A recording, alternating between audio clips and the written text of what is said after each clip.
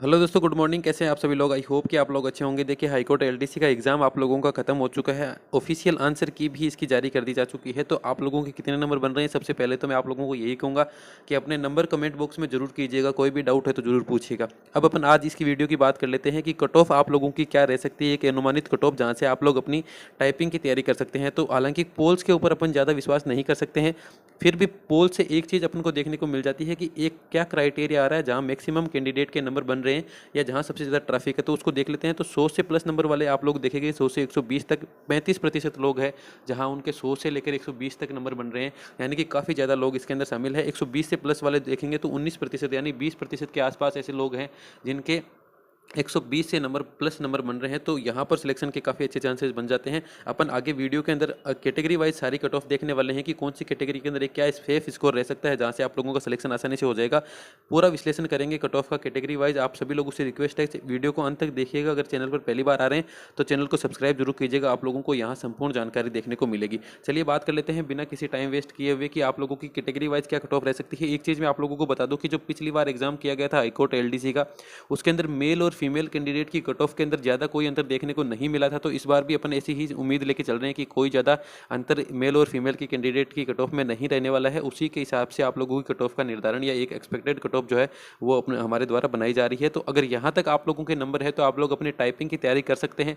अगर इससे कम है तो थोड़ा सोचने वाली विषय होगी कि आप लोगों की तैयारी में कहाँ कमी रह गई थी।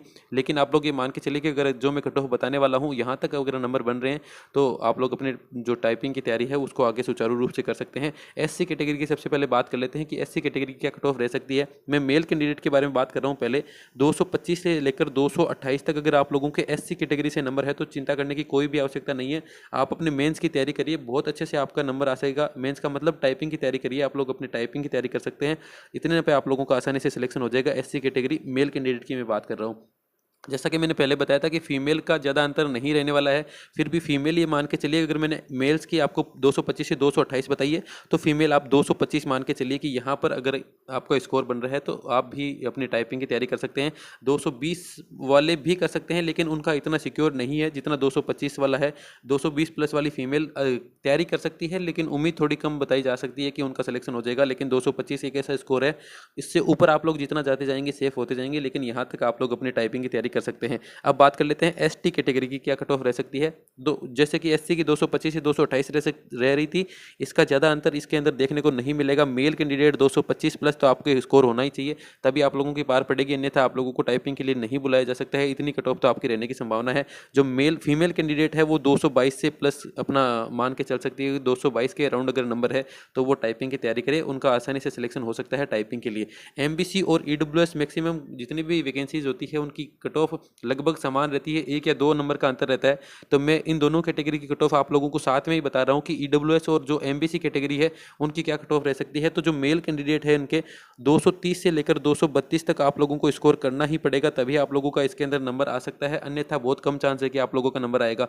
मैं 230 और 232 से प्लस ही बता रहा हूँ, इससे माइनस कुछ भी नहीं रहने वाला है। प्लस माइनस जो 2 बताते हैं वो भी सिचुएशन नहीं रहने वाली है। आपको 230 के आसपास तो होना ही चाहिए जब आप लोग अपने टाइपिंग की तैयारी कर सकते हैं। इससे कम नंबर पे भूल जाइए कि आप लोगों का सिलेक्शन होगा। मैं एमबीसी और ईडब्ल्यूएस दोनों की मेल कैंडिडेट के आप लोगों को कट ऑफ बता रहा हूँ।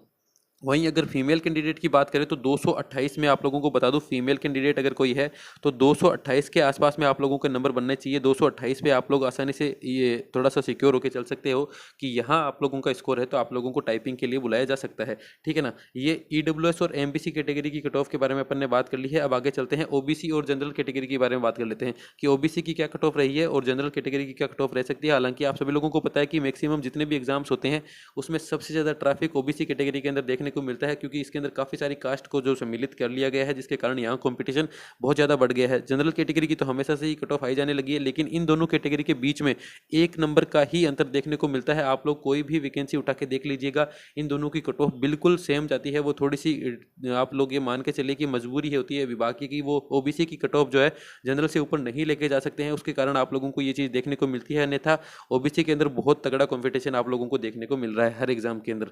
तो एलडीसी के बारे में बात कर लेते हैं कि हाईकोर्ट एलडीसी के अंदर ओबीसी की क्या कट ऑफ रहने वाली है। तो ओबीसी के जितने भी कैंडिडेट हैं, मैं आप सभी लोगों को यही बताऊंगा कि जिनके भी 238 से प्लस नंबर बन रहे हैं, 238 से 240 तक लेके जा सकते हो आप, लेकिन 238 वाला एक सेफ स्कोर मान सकता है कि टाइपिंग के लिए वो अच्छे से एलिजिबल हो जाएगा जब आप लोगों की कट ऑफ आएगी। ये एक अनुमानित कट ऑफ है, ये बताने का सिर्फ इतना सा तात्पर्य है कि अगर आप लोगों के यहाँ तक नंबर बन रहे हैं तो आप लोग टाइपिंग की तैयारी करें, क्योंकि टाइपिंग की तैयारी होगी तभी आप लोग क्वालिफाई कर पाएंगे। अगर मान लीजिएगा आप लोगों के 238 नंबर है, आपको किसने बताया कि ओबीसी की कट ऑफ 245 जाएगी, उस हिसाब से आप लोग हताश हो गए, आप लोगों ने तैयारी नहीं की है। अगर आप लोगों ने तैयारी नहीं की है और आप लोगों का एग्जैक्ट नंबर आ जाता है इसके अंदर, तो फिर आप लोगों के पास पर्याप्त इतना समय नहीं होगा कि आप लोग अपने टाइपिंग की तैयारी कर पाएं। तो जिसके भी इतने के आसपास नंबर है वो टाइपिंग की तैयारी कर सकते हैं, साथ ही साथ अपनी अन्य जो कॉम्पिटिटिव एग्जाम्स है उनकी जिनकी भी तैयारी कर रहे हो, चाहे आप राजस्थान पुलिस की तैयारी कर रहे हो या फिर आप लोग रेलवे के अंदर किसी के एग्जाम क्वालिफाई होया हुआ है उसकी तैयारी कर रहे हो, तो आप लोग उसकी तैयारी करते रहिए। वीडियो की कोई तैयारी कर रहा है तो जितनी भी अलग से तैयारियां हैं उनको करते रहे, साथ ही साथ टाइपिंग को भी थोड़ा सा वक्त देते रहे।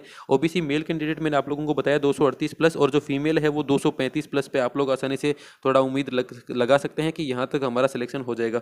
साथ ही साथ जनरल कैटेगरी के बारे में बात कर लो तो जनरल कैटेगरी की जो मेल कैंडिडेट है वो 240 से 245, 240 तो से नीचे सो किसी भी हालत में नहीं, 240 से नीचे किसी भी हालत में नहीं, लेकिन 240 से जितना ऊपर जाते जाएंगे आप लोग अपने आप को उतना ही सिक्योर महसूस कर सकते हैं। तो इतने के आसपास अगर आपके नंबर है तो बिल्कुल आप लोग अच्छे से अपनी तैयारी करिए और आप लोगों को कोई भी नहीं रोक सकता है। टाइपिंग के अंदर आप लोग थोड़ा सा वक्त देना शुरू कर दीजिए। फीमेल कैंडिडेट की बात करूँ तो फीमेल कैंडिडेट वही 238 से 240 के बीच में अगर आप लोगों के नंबर बन रहे हैं तो आप लोग अपने टाइपिंग की तैयारी करिए, आप लोगों के अच्छे चांस है कि आपका सिलेक्शन हो जाएगा। देखिए ये सारी कैटेगरी की अपन कट ऑफ की बात कर ली है। अगर आप लोगों को वीडियो अच्छी लगी हो तो सबसे पहले मैं आप सभी लोगों से रिक्वेस्ट करूंगा चैनल को सब्सक्राइब कीजिए और वीडियो को लाइक जरूर कीजिए। इसके साथ साथ अगर आप लोगों का कोई भी डाउट है तो उसको कमेंट बॉक्स के अंदर कमेंट जरूर कीजिए, आप लोगों को जरूर जवाब दिया जाएगा। चलिए आज के लिए इतना ही। जय हिंद, वंदे मातरम।